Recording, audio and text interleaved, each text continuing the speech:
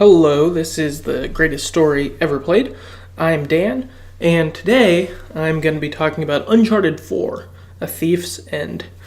Before getting into the recap and background info and stuff on the game, I had two quick, housekeeping items. The first one being is that we realized that our communication on maybe when episodes would be released or what episodes would be coming up maybe isn't as direct or forward as we'd want. So what we're going to start doing is at the first of the month, we'll make a post that will say this is what we're covering and here's the dates we'll plan to release an episode, kind of thing like that. So just to give better communication to you guys so you guys can kind of know what to expect in the upcoming month. So in a few days you'll get a post like that. You'll see one. So we wanted to do that to be a little more clear. And then secondly, we've got what's called a linkle that is on our Twitter as a primary link there, and I think on some other places. But what it is it has a link to kind of the primary places to get podcasts, our Stitcher, iTunes, Pocket Cast, that kind of stuff. YouTube. Our podcasts do get uploaded on there. They're audio only, so it's the same as listening. But I know some people do listen to audio on YouTube rather than on iTunes or something. So that's available too. Just wanted to kind of let you guys know about that stuff. Cool. All right. Now on to Uncharted 4, A Thief's End. Description of this game. Several years after his last adventure, retired fortune hunter Nathan Drake is forced into the world of thieves. With the stakes much more personal, Drake embarks on a globe-trotting journey in pursuit of a historical conspiracy behind the fabled pirate treasure. His greatest adventure will test his physical limits, his resolve, and ultimately what he's willing to sacrifice to save the ones he loves. Alright, so background on this game. This is, of course, developed by Naughty Dog, who we've covered a lot on this podcast. This is the fourth of the four primary Uncharted games with Nathan Drake. There's also Lost Legacy that is with Chloe from previous games, and then Nadine, who we will meet shortly. Naughty Dog, of course, is known for The Last of Us, these Uncharted games, Crash Bandicoot. Good studio, make good games, for sure. Okay. Characters that we interact with in this game, primarily, you've got Nathan Drake, of course, treasure hunter. We've got Sam Drake, Nate's brother, Victor Sullivan, Drake's mentor, Elena Fisher, Nate's wife, Rafe Adler, the rival treasure hunter, and Nadine Ross, leader of the mercenaries. So those are kind of the primary characters we will interact with through this game. Okay, so game starts off in Madagascar, driving through a storm on a boat. And Nate and another guy are in a boat during the storm. It's pretty crazy. They're fleeing from other boats. They're shooting at each other, exchanging fire. Pretty wild. Ultimately, a giant boat smashes into the boat that Nate is in, and him and the guy with him go overboard. Crazy way to start it, and just thrown in the middle of chaos. Something's going on. We get a flashback then to an orphanage, and 12-year-old Nathan Drake is sneaking out of the orphanage with his older brother, Sam. This is the first we have ever heard of Sam in any games. We never heard about him in the previous three. So this is new. Oh my god, Nate's got a brother. Getting this flashback. Sam then tells Nate that they're going to go. He found out where their parents' old stuff is. So if you follow me, we'll get on my motorbike and we'll go find it. I'll show you where the stuff is. So Nate follows. Then it fast forwards, and Nate, Sam, and Rafe are in prison. So now they're adults. They're not, I guess obviously, yeah. It's fast forwarded. They're all, in their 20s or something like that. Nate looks like Nate in any other game. But obviously, this is before Uncharted 1 because we didn't see Sam there. So, Nate, Sam, and Rafe are in prison together. And this prison in Panama to be able to find about a clue related to Henry Avery's treasure. So that's why they're there. They ultimately bribe a police officer they bribe one of the guards at the jail. That's how they're like able to look into the treasure. There's a guard tower that Nate ends up going up into while the guard watches. The guard ultimately wants in, getting to be 1/4 of the money, and Rafe doesn't want that, so Rafe ends up shooting the guard, and kind of chaos breaks out. All the prison guards are coming after Nate, Sam, and Rafe. As they're escaping, Sam gets shot several times and then falls off of the wall he was jumping to, and Rafe is like, "Let's go, Nate," and Rafe leaves, and then Nate has a kind of moment of decision and ultimately follows Rafe because Sam was shot several times and went down. So now it's the present time, and we've got an older Nate, and Nate is working for a salvage company. We see that Nate is unhappy with a boring job. What Nate does with the salvage company is just dig up crap that gets lost. So it starts off with him doing some diving, but then it's rescuing stuff from a semi that had fallen off a bridge. So, not treasure, not anything fun, but it's safe and boring and mundane. And as you would expect, a guy like Nate doesn't like this that much. But it's what he's got to do. Lana, on the other hand, is happier that life has calmed down, that life's not so dangerous as with their previous adventures that have gone on. I don't know if I would call their life isn't exactly like happy or great, but it doesn't suck either. It's kind of almost stale is maybe how I'd describe it. Elena seems probably more happy, and then Nate's kind of just going through I've got a job that's boring kind of thing. And you can tell it's kind of taken a toll on him, and that he's done this for Elena. He won't go adventuring anymore because she wants him to be safe. Nate then is working late at the salvage company, and Sam comes and visits him. Nate, of course, is surprised because he thought his brother was dead. Sam tells Nate that he ultimately got out of jail because this drug dealer, Hector Alcazar, ended up becoming his cellmate, and while he was a cellmate, Hector Alcazar found out that Sam was in jail because he was looking for treasure. And so Hector Alcazar ends up getting himself broken out with a bunch of gun battles and stuff like that. And he brought Sam with him. And then when they escape the jail, he tells Sam, "Okay, you've got to get me that treasure. You've got 2 months. You owe me a bunch of money because I got you out of jail."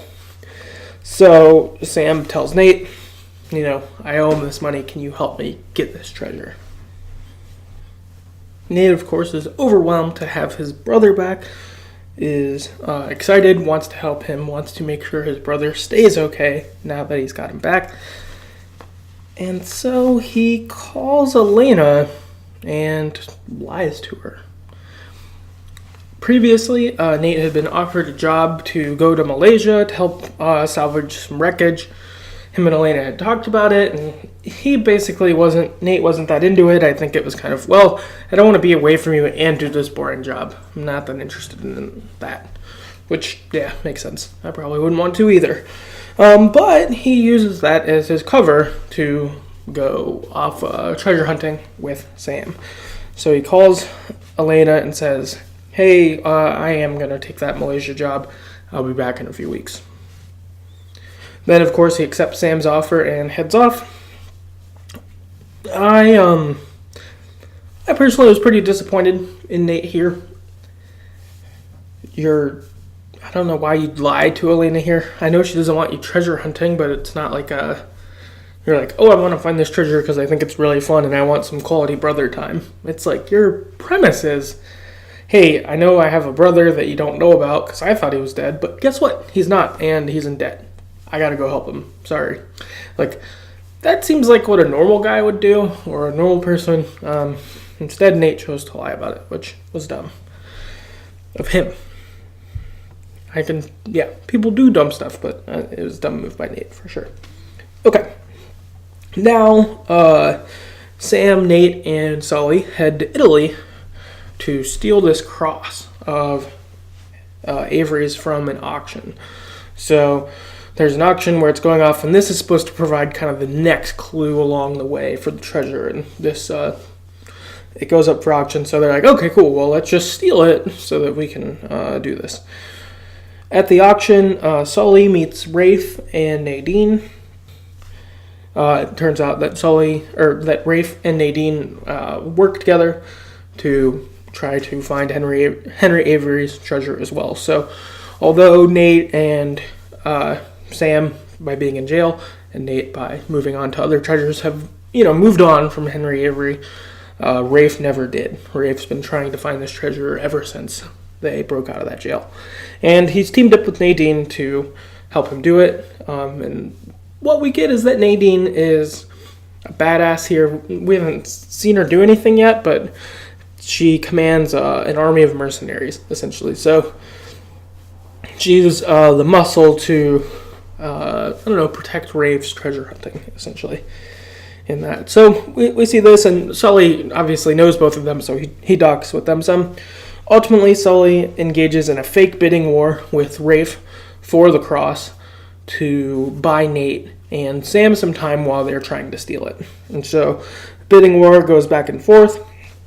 Nate ultimately cuts the power, and Sam goes and steals the cross while disguised as a waiter, and they make off with it. As they're trying to escape, Nate and Nadine get in a fight, and it's a pretty good fight. Nadine is clearly a badass. Like, she's beaten Nate up pretty good, and probably could have ended the game here if she hadn't, I think, knocked Nate out of a window. Nate getting out of the window allows him a chance to escape ultimately. If he hadn't gotten thrown out of the window, Nadine probably just could have killed Nate and it would have been like, all right, Uncharted 4's over. So she's like super badass and far better at like martial arts type fighting. It seems like she is like well trained and well practiced versus Nate has just been in an adventure long enough that he's gotten fist fight before. That seems to be kind of the how different their skill levels were, because Nate's a good fighter, but clearly going up against someone who's like a master fighter, he was getting punked a bit. He got, I think, a shot or two on Nadine, but she's clearly a better fighter. Ultimately, they escape and move on to the next clue, or the next location, which is Scotland. That's where the cross directs them, because this is where Henry Avery is supposedly buried. So Nate and Sam go to Henry Avery's grave, and they make their way through the graveyard. They find his grave. Under his grave, there's secret passageway and all this stuff, and they find a note from Thomas II, who is another famous pirate of Henry Avery's time. And there's a note that says, "Those that prove worthy, paradise awaits." And then there's something else along the lines of, "And if you're not worthy, then you'll die." And so they make their way through this passageway. There's varying puzzles and riddles, of sorts like that. They find a bunch of skeletons of people who were not worthy, and they're trying to figure out where paradise awaits. When they're making their way through this, Nate and Sam overhear Rafe and Nadine arguing from kind of an above level of catacombs. Essentially, it seems as if there's basically lots of kind of underground stuff under the graveyard, some of which is connected to Henry Avery stuff, others of which are not. And so I think that's how they're able to kind of, Nate and Sam are on the right path, but then these guys are just kind of above it. But they hear Nadine and Sam arguing. Nadine wanted to just steal the cross rather than deal with the auction. She also wanted to provide security and have her like guys with guns at the auction to make sure nothing went wrong. She says that she thinks that Rafe just wanted to draw Nate out. That's why you let the cross even go to auction, that you didn't take care of it first, because you were hoping you could pull these guys into it, or pull Nate into it and deal with that. So that's kind of their argument going on there. After this, Nate and Sam continue going, and they discover that the treasure isn't at the end of Avery's tomb underground thing. But instead they find a coin. And Nate believes that what Avery was doing was he was recruiting other pirates. That he basically was recruiting the best pirates of his day to be able to kind of pool treasure and be united together against, like the armed forces and, different things like that. They could be their own thing. And that this is basically his calling card. This coin is kind of okay, you've proven worthy. You've made it through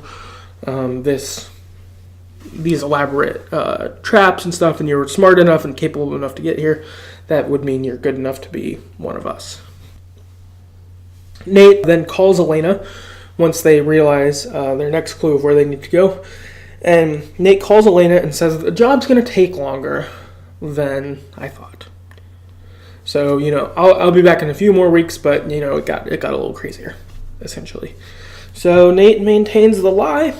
Nate and company head to Madagascar because this is where Avery's next treasure should be, or the next clue at least. So they head down to Madagascar, and when they get there, they discover 12 towers, and that the kind of next thing they need to find out is in one of these towers. And while they're looking, they realize, okay, it's one of these two towers. So Nate and Sully go to one, and Sam's going to go to the other. At Nate's tower, you have this kind of elaborate, you got to ring a bell, ultimately to open an underground passageway. On the way to doing that, the bell actually breaks and smashes through the passageway, so they still get there, but it didn't work the way it should.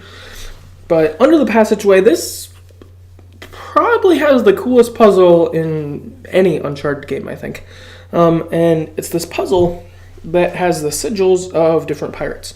So first it's Avery and Twos, and you line up their sigils properly to match one another, and it opens a corridor. In the corridor, there's portraits of 4 famous pirates, and there's little secret symbols within them. You then line their little tiles up properly out there, and it opens another corridor with more portraits of pirates. And you do this a couple times, and it ultimately points you to your next location. And it's pretty cool. This was maybe my favorite. Yeah, I think this was probably my favorite puzzle in any of the games. So I thought that was pretty cool. Nate ends up answering the phone call, thinking it's Sam calling, and it's Rafe. And Rafe says, "Oh, I know where to head now, because you just told me. But also, I've been hacking your phone, so I already know everything anyway. Also, you should worry about your brother." And then they hear gunshots in the distance. So Nate and Sully need to head to rescue Sam. Meanwhile, Rafe is headed towards the treasure because he knows now. Nate and Sully rescue Sam. Ultimately, there's a big car chase, some other good stuff. It ended up being pretty fun. It was a good section. After they escape the car chase and make it through and all this stuff, Nate goes into their house talking excitedly about the treasure, and Elena's in the room waiting for him. Elena confronts Nate, saying, how's Malaysia? How's the job? You're a little off course, kind of thing. And Nate tries to make excuses and is basically like, "Oh, you wouldn't understand. It's my brother. We had to do it." That kind of stuff. Elena ultimately storms off, upset with what Nate did, of course, understandably. Sully tells Nate to go after her and says, "Me and Sam can just get the treasure from here. We got this." He offers kind of varying solutions. What if we could come up with money to pay off Hector Alcazar a different way, so Sam doesn't stay in trouble, and any of that stuff. Nate just tells Sully, "No, you deal with Elena. Me and Sam will find the treasure then. Screw you guys," basically. So Nate really botches it here. This moment definitely got me pretty bad. Like, "Nate, you idiot. You're like being shitty to your wife, who's pretty awesome through the series, has been reasonably understanding. I would say she's been I would say very understanding, even very understanding. And then you lie and you get caught, and then you're like mad at her. Like, I don't know. That was I was kind of mad at Nate here for this, and then also that he's treating Sully this way. Like, Sully has always been helpful. Been like a dad. Took him under his wing. Has always been helpful. All of this stuff, and then you're like, oh, you're not even like a real good friend. This is my brother, and we gotta find this treasure. Like, I don't care about your other solutions. It's treasure, dude. Like, yeah, I was not very happy with Nate here. So, yeah, you blew it, Nate. You blew it. Alright, so then after this, Nate and Sam get in the boat, and they're searching for the islands where this treasure should be. They ultimately find the statues of the different founders. Finally, they find the statue of Avery. It has a giant spyglass, and it directs them of the island to go to. They start heading towards that island. A storm sets in. Boats start attacking them. And the game picks up where it started, at the beginning. The boat crashes, shipwrecked. Ultimately, they end up on the island that they're supposed to end up on, just they don't have any of their supplies or the boat they had trying to get there. All right. They begin to go through the island, and they have arrived at the lost city of Libertalia, the pirate colony that Henry Avery founded with all these other pirates that he'd been recruiting. Nate's theory was right. And first they make their way through this commercial district that's long abandoned, and it's pretty cool. It looks awesome. The Lost Cities always in the Uncharted games look cool. This one looked especially cool. And even just at the start, it continues to get cooler, as we'll see. After this, they make their way to the treasury, and they see that a battle had taken place. There's guys with armor. There's a bunch of skeletons everywhere. And so there's guys with armor, and then there's guys without armor. What it seems has happened was that there was a colonist versus the soldiers. So it seems that there were a bunch of regular pirates who are a part of Libertalia, it seems. And then there are the founders who have soldiers who work for them. That's what it seems the, two major groupings are. And you see these portraits of all the founders, and it says thief written on them. So it seems what had happened is that maybe the majority of these colonists who live on Libertalia, all of their money was in a pool, and the founders took it. And so the founders and their soldiers fought against the colonists. That's what it seems has happened. They find out that they need to go to the founders' houses because the treasury is empty. There isn't any money here.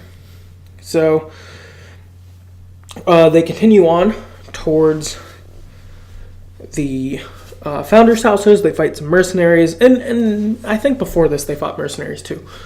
As with most Uncharted games, you fight a lot of mercenaries along the way, which is fun. So you fight the mercenaries.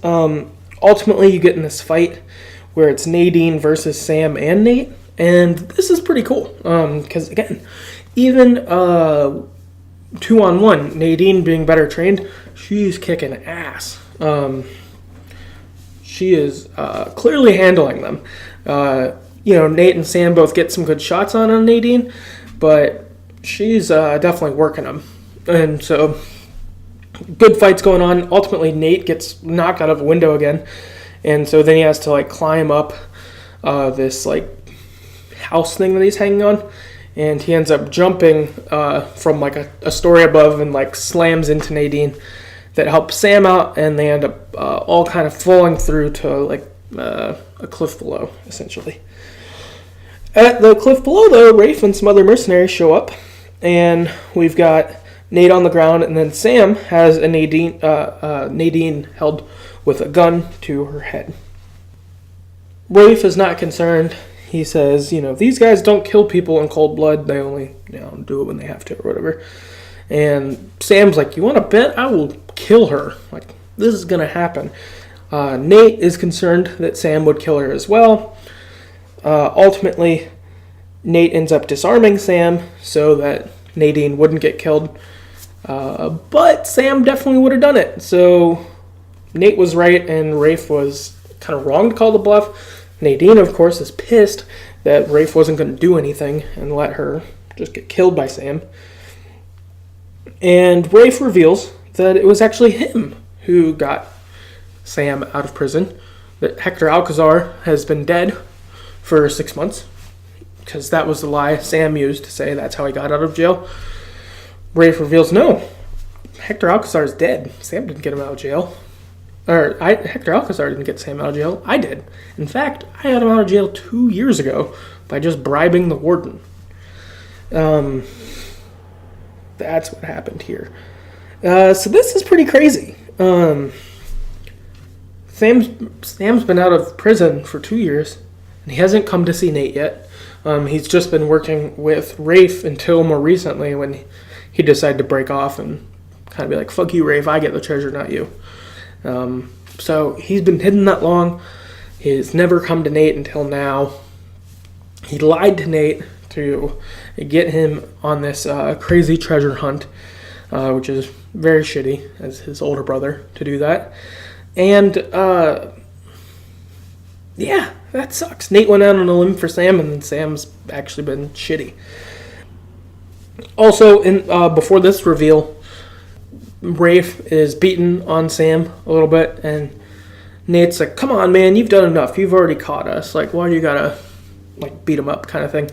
And I thought this was kind of weird, because, Nate's hoping he can make a deal with Rafe, like, hey, let us just leave and we'll stop, or, we'll get you the treasure and then don't kill us and you can just have it, or, that kind of thing.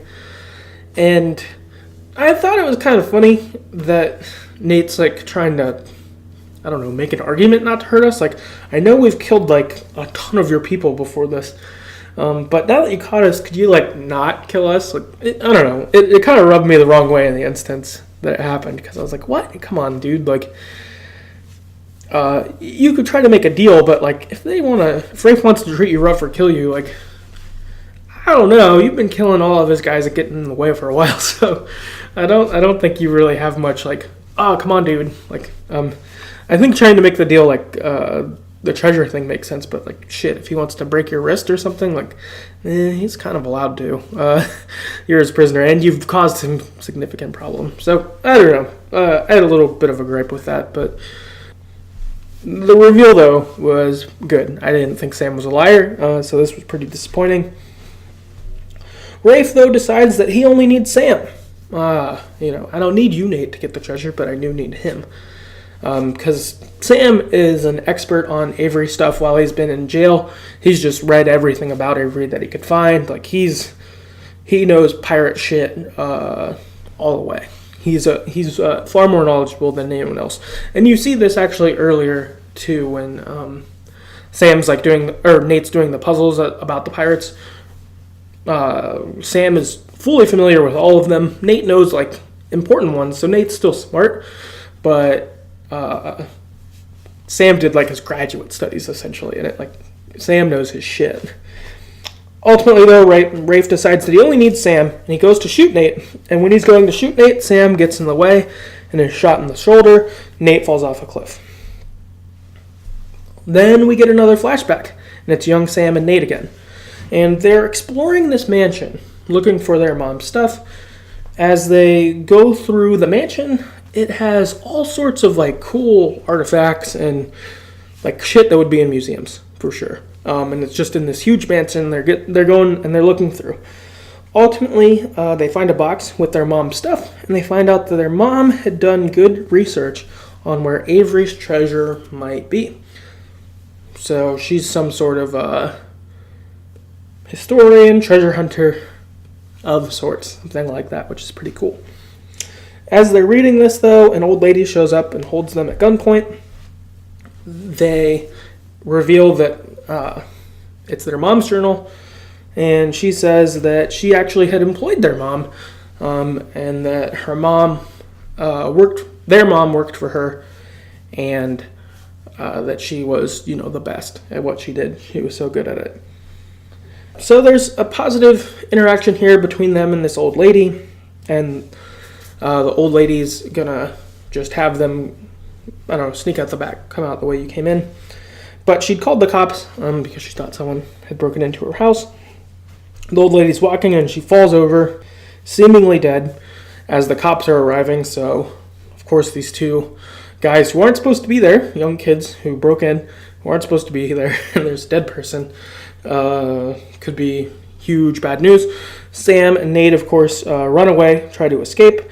They ultimately get out after like dodging police and climbing and all this stuff. Is pretty fun. They ultimately escape on the motorbike, and they change their last name from Morgan to Drake. They did this because they needed new identities, because, of course, they're on the run from the law. Nate ran away from his orphanage, all of this. And one of them, I think Sam, makes a comment that, oh, Mom always said she had a relative of Sir Francis Drake, right? So let's be the... No, it wasn't that. It was that Sir Francis Drake supposedly had heirs that no one's ever found. So why can't we be those heirs? We'll live in that treasure. We'll live as if we are. We go back to the present timeline, and we see that Elena has rescued Nate. She's like nursing his head. He'd fallen off a cliff and ended up falling in a river, and I think going downstream some, and Elena happened to find him, which is good. And so this flashback was seemingly a story that Nate had told her, that we played as or whatever. So Elena rescues Nate, and Nate fills her in on everything. Says, my brother actually lied, but they have him captured. I'm sorry, basically. Nate and Elena are going to go and rescue Sam now. That's their plan. We don't care about the treasure, but we'll rescue Sam and get out of here. And so they arrive in New Devon. And what New Devon is where all the founders' houses are. So it's this row of the 12 mansions, and they all look cool. And in New Devon, they see that it's been flooded largely, so you kind of have to navigate the water and going through houses that have severe flood damage and stuff. As they go through New Devon, they discovered that the founders had begun to turn on one another, seeing threatening notes like between different founders with each other, like, "Oh, you stole my treasure, so I killed your brother," and stuff like this. Ultimately, they end up at Thomas Two's house, which is the second biggest house behind Avery's. Thomas Two seems to more or less been second in command. That's kind of who he is. The most famous of the other founders behind Avery and wealthy and all that stuff. At Thomas Two's house, they find that all the other founders have been poisoned. They see a note from Thomas Two inviting the other founders over, saying we all need to be reconciled, and move forward, as founders to make Libertalia work, essentially. But two seats don't have skeletons, Thomas Two's and Henry Avery's. So they pulled together to kill the other founders, and boom, suddenly, instead of 2/12 of the treasure, or 1/12 of the treasure each, now we each get half, because we killed everyone. After this, they continue on and they find a letter in Henry Avery's house saying that Two is a traitor and to flood New Devon. Avery will then sneak the treasure out of a secret passage below his house. First, Avery and Two cross everyone. Now they want to cross each other.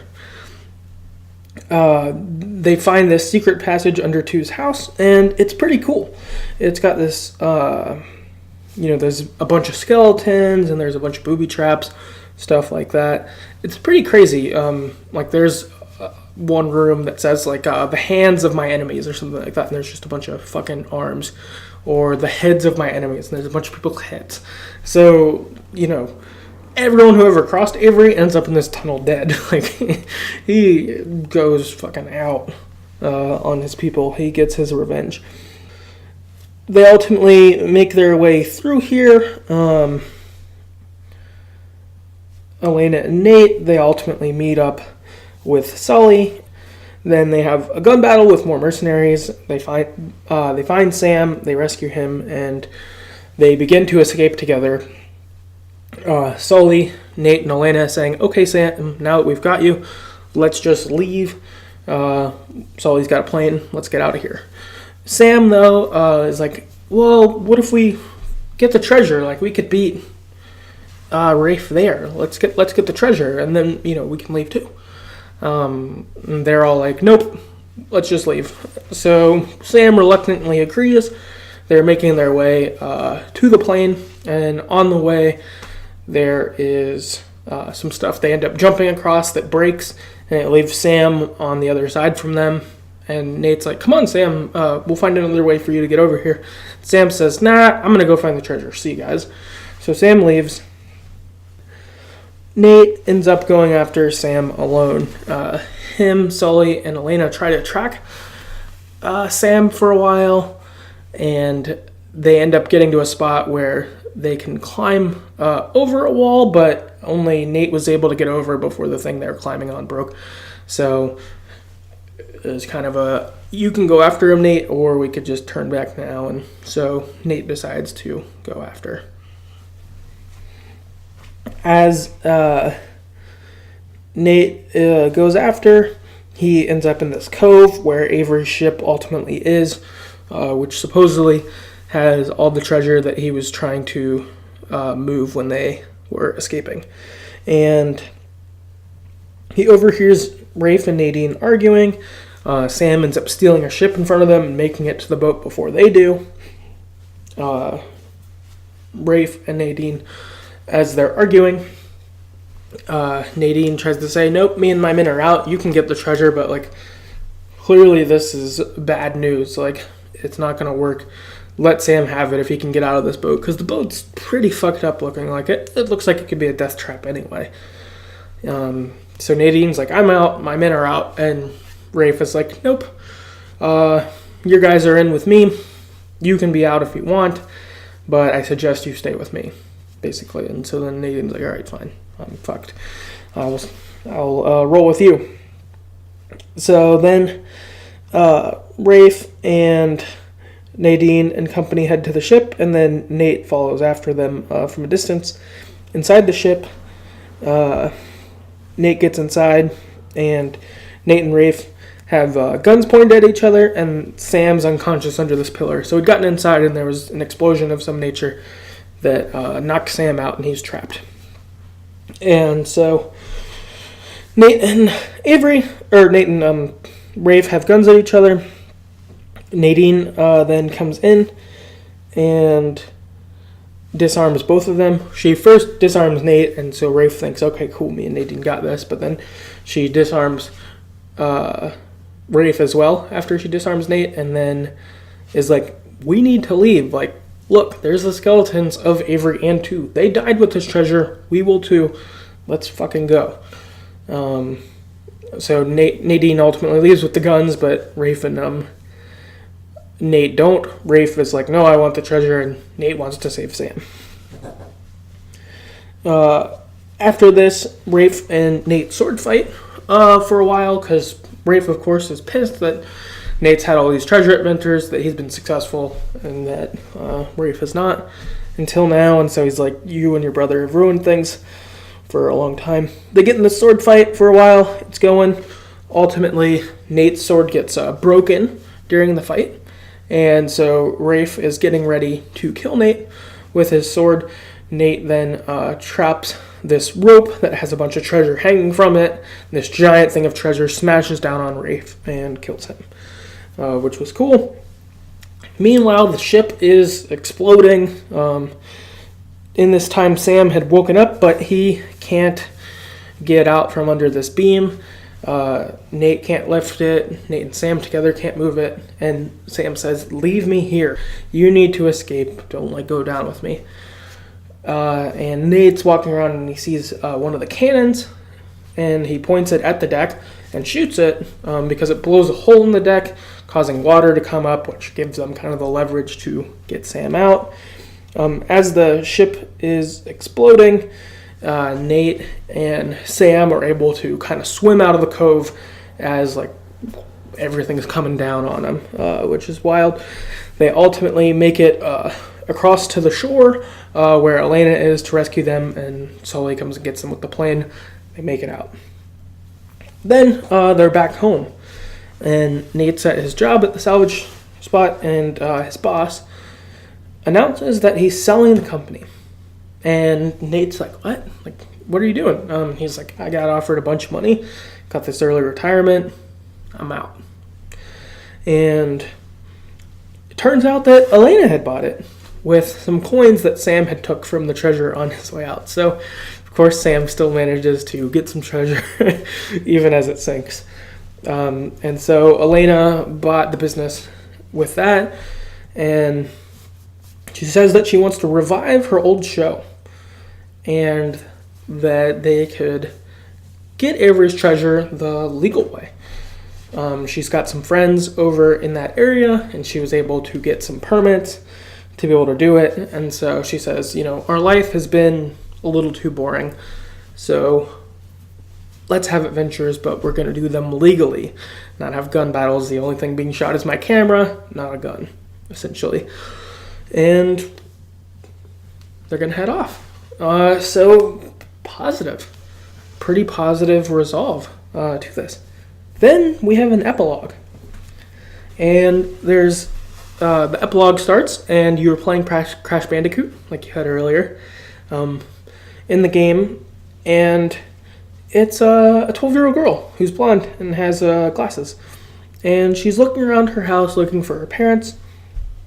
As she's looking around, you see that her parents are Nate and Elena.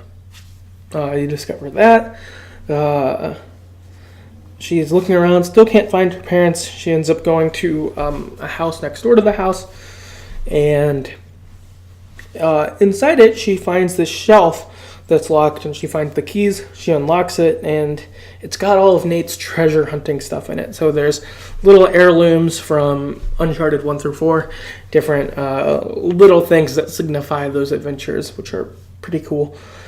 While she's looking in it, Nate and Elena walk in and catch her, and she's like, and tries to make an excuse. We find out her name's Cassie here, and I was like, I wasn't doing anything. And then she's like, all right, I looked in the closet. And Cassie wants to know about the adventures that Nate and Elena have seemingly gone on. She's never heard about them.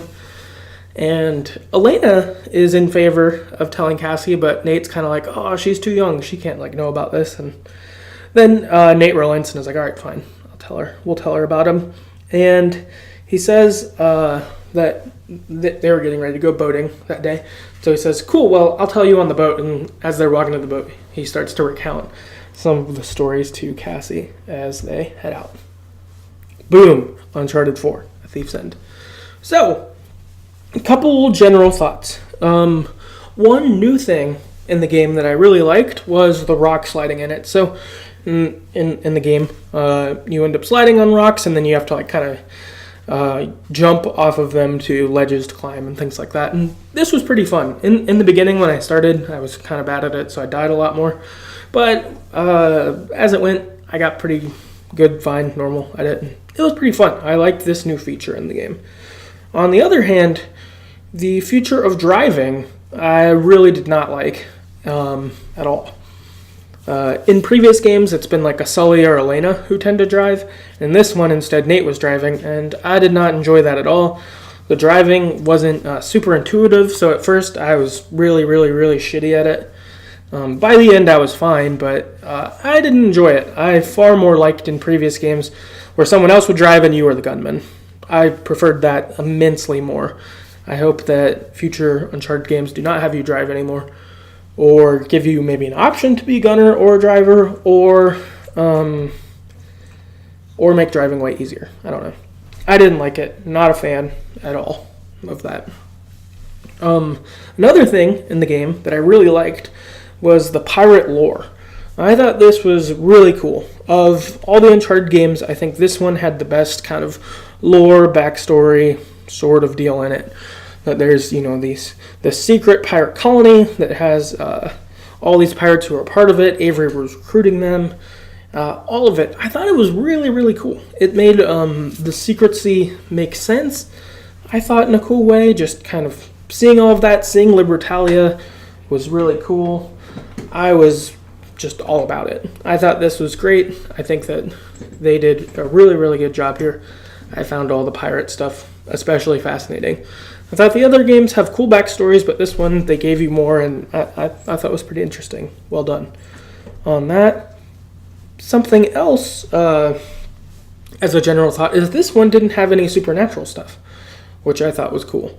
In previous ones, there were different supernatural entities that ended up showing up in the games, and this one didn't have it, and it was a good change. Not that I don't like the supernatural entities. I found that to be fun in the previous ones, but this one's lore was good enough that you didn't need it, but also I kept expecting it, so I'm like, okay, where are the zombies at, or, whatever. I was expecting it, and it never came, and I thought that was good. Because they'd previously thrown that pitch, that's what I figured would happen, but then they didn't. So I thought that was pretty cool. I think that was the right choice. I'm glad they didn't do it, in fact, because I thought the lore was so good that you didn't need that, like Nazi zombies or something like that, like in previous ones. So, yeah, pretty cool. So, some general feedback from you guys. First, we got Gabe on Twitter, who said, "My third favorite game of all time. Right next to The Last of Us, it's Naughty Dog's crowning achievement in every way possible.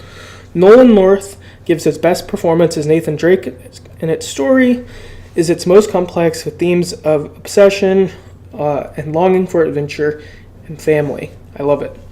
Yeah, I totally agree. This is a high caliber game. Definitely stronger story than your traditional Uncharted game.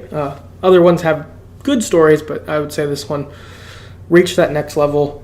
Nolan North, fantastic job as Nathan Drake. I like the themes, too, of longing for adventure and family and obsession. Nate having to know when to quit, or trying to figure that out, and contrasting that with like Sam or with Sully or Elena or even Rafe. All of these people, when is a time to drop it? Nadine. You kind of see this, and I don't know, almost the regular trial of like my personal enjoyment in my life, and like also like doing what's best for my family and figuring that out. Nate clearly had a conflict within that of, well, I love adventuring, but I don't like this job, but I care about my wife. Like, what do I do? So, yeah, I agree. I thought this game handled that stuff in a pretty cool and noteworthy way. So, good stuff. Nikki on Twitter wrote in. She said, "A great game, great graphics, and soundtrack too. It was the first of the series for me. With the epilogue, it still made sense as a first game to be played, which is super cool.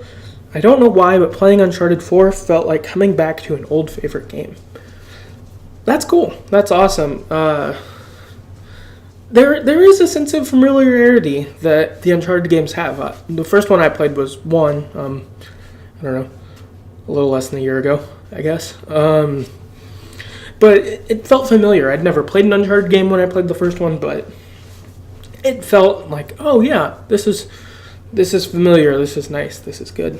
So I could see how this one could feel that way too, being the first one, feeling familiar. And that's a pretty interesting way to play it, to play 4 first and then get the other ones. I wonder what it would be like to experience 1 through 3, knowing Nate has a brother, but he never shows up. I wonder if Nikki was anticipating him showing up in those games, and he never did. Games and Groceries on Twitter wrote in and said, "A great ending to a great series. Tied up all the loose ends, and the ending cutscene was all the closure you needed." Yeah, I thought this did closure well also. We'll end up with more conversation on this, I think, but I thought this wrapped it up. If we never see Nathan Drake in anything again, I'll feel like we got 4 good games with a lot of good content and, wrapped it up in a nice way. Andrew on Twitter wrote in and said, "It's a really good game. It becomes even better when you know the story behind the creation of Uncharted 4. There's a really nice book called Blood, Sweat, and Pixels that describes the process of making video games," which sounds pretty cool. I haven't read that book, but I definitely put it on my list after Andrew shared about it. I definitely want to know more about the background of this game. I'm totally interested in that, so I suggest you check that out too if you'd like more info too. Umbra on Twitter wrote in and said, "The best one of the series, only one with a story that held some weight to it." Yeah, so best one in the series. This one feels pretty beloved. Chris on Twitter wrote in and said, "Been waiting to talk about this for a long time. My number one in the franchise." Again, another person saying this is their favorite, which is cool that the games got better as time went. That's a good sign for a developer. Fari on Twitter said, "A bit too long, but was fire." Robert on Twitter wrote in and said, "Liked Lost Legacy better, to be honest." Chris on Twitter said, "Great game, but I enjoyed Lost Legacy more. It used the same engine, but it had a little bit more focus on action than 4 did. Uncharted 2 is still my favorite in the series, no questions asked. It had the perfect mixture of story and combat." Yeah, that makes sense. I think that this game definitely did feel like it has more story than combat than the previous ones. I did notice that. I haven't played Lost Legacy yet. I think I will play it for sure at some point, though. I definitely liked Chloe in the previous games, meeting her, and then I liked meeting Nadine in this game. So I think I'll play Lost Legacy at some point. I got some other games in my backlog I got to play first, but or want to play first. I guess I don't have to, but yeah, do that. But I'm sure I will end up playing Lost Legacy for sure. I like Naughty Dog. I like these characters. Sounds good to me. And I think I might be with Chris. I think Uncharted 2 might be my favorite as well. I'm not 100%, but I think it's probably my favorite of the 4. With Uncharted 4 probably being second place. Or definitely being second place. If it's not first, then it's second. And 2 and 4 are definitely the best 2, in my opinion. So, yeah. Good stuff. Next kind of question I had or thought is, okay, so what if they do a sequel? What if they reboot Uncharted? What if they make more games? But without Nathan Drake as the protagonist or main playable character. The idea I have that I think could be kind of fun is if it's essentially not a DLC, like it would be a full game, but it's a bunch of different stories. So, I don't know, Walking Dead Season 1, they had a DLC called 100 Days, and you played as like 5 different characters or something like that. So if you could make a game, though, like a full game version of something like that. So a couple ideas I was thinking could be fun is like Elena and Nate go on a honeymoon. Knowing them, I feel like their honeymoon would be like, oh, where's DB Cooper's treasure? And like they go do like a more soft, fun adventure. Not one with gun battles, but like doing treasure hunting and puzzling.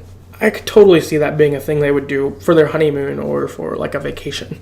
So I think that like that could be a story in there that could be fun. Or you could do a story with Sam and Sully doing adventures together, because the way Uncharted 4 ended, it seemed like Nate and Sully were going to team up doing something. So that could be cool to have more Sam in. Or you could do a story where Elena's a reporter before she knows Nate. That could be pretty cool, because she obviously had done plenty of adventuring before meeting Nate, and was pretty competent as a person like that before she met Nate, and obviously far more so once they were together and adventuring together. Maybe a story about Sam and Nate's mom. That could be pretty cool. Like, okay, what did she do? Something like that. Maybe one with Cassie. That could be cool too. That's kind of my idea. I think this could be a pretty cool thing. I don't know if you'd market a game as like, here's 5 stories about the Uncharted world. Like, I don't know if you would do that, but I would definitely want to play a game like that. It would be cool to have these different characters, and maybe you could even see which one resonates most with people if you wanted to continue with that character. So that would be my thought, but whatever. Other people wrote in though, and had their own thoughts. Colton on Twitter wrote in and said an older Cassie for sure. Yeah, I'd definitely be into that. Cassie being 12, I think if you, right now, you could maybe do like a small adventure similar to the DB Cooper made up one I did right there, or something like that, where there's not shooting, but, maybe some puzzles and stuff. She could maybe do something that younger, but older you'd have her, do a full Uncharted thing. Cito on Twitter wrote Cassie and Chloe for sure. So I imagine, again, older Cassie or having Chloe again, which would be cool. Nikki on Twitter said either more of the Lost Legacy duo or Cassie because it's in her blood. definitely. Adventuring is surely in Cassie's blood. And, would make sense to use her for sure. So I guess these comments with Cassie for a minute. Yeah, I think they would make a lot of sense. You could basically reboot the franchise entirely if, the first game they decide of Uncharted 2.0 is Cassie at, age 20 in college, like, doing something. That'd be perfect. You could definitely do that, and it'd probably be great, and you could probably make 4 good games out of it. That could be what we're playing the next 10 years or 15 years or something if you wanted. So that'd be interesting. Nightwish on Twitter wrote in, maybe a young Sully or Nadine and Chloe. A young Sully would be cool. I haven't really thought of that before, but yeah, more Sully would be cool, and he obviously has a backstory and got into treasure hunting before Nate ever met him in, I think it was Uncharted 3 where you get that backstory, but that would be pretty cool. Tina on Twitter wrote in Chloe. So again with these two, the Lost Legacy duo, or at least Chloe, have got a lot of love. You could probably make Lost Legacy 2 or something like that. Again, I haven't played the game, so I don't know how it resolves, but that'd be cool. I definitely liked her. She was one of my favorite characters we met as a side person. I think Elena is probably my favorite character we've met overall, but her story would be pretty tied with Nate unless you maybe did a smaller scale story, a DLC, or maybe like one game, but you probably really can't continue with her since her and Nate would be more parallel than anything. Elena on Twitter wrote in and said, maybe a game focused on Rafe or the past of Nathan's brother, which that could be cool too. There's definitely enough of Sam's past that Nate doesn't seem to be a part of, so you could probably do that for sure. Or Rafe would be interesting. I thought he was a pretty good villain through this. I didn't talk about it earlier, but I thought he was a pretty good villain. He seemed very much like if Nathan turned bad, versus in one of the previous games, I forget which one, but there was treasure hunters and it was just like, oh, bad treasure hunter, but they didn't resemble Nate or anything like that. Whereas Rafe was probably like the utmost version of how the Drake boys could have gone. Sam was kind of in the middle, and then Nate is probably the best of them. But Nate definitely moved towards the Sam and Rafe side at times. So, I don't know. That was pretty cool. I would definitely be into that. It'd be interesting to play a game as one of our antagonists, but you're the protagonist in the game. So that would be kind of interesting too. So, that's some feedback there. I guess last thing I wanted to say is I posted a poll on Twitter for what's the best Uncharted game, or which Uncharted game is your favorite of the main 4. I think I posted it on Sunday, and it'll go for a week. So if you're listening to this, you've got a few days to vote if you want to, and see which Uncharted is your guys' favorite. So, I guess that's what I've got for the episode. If you've got comments or questions, please write in at TheGreatestStoryEverPlayed@gmail.com. Find us on Twitter at StoryEverPod. Please let us know what you think about the Uncharted games, and we will see you next time.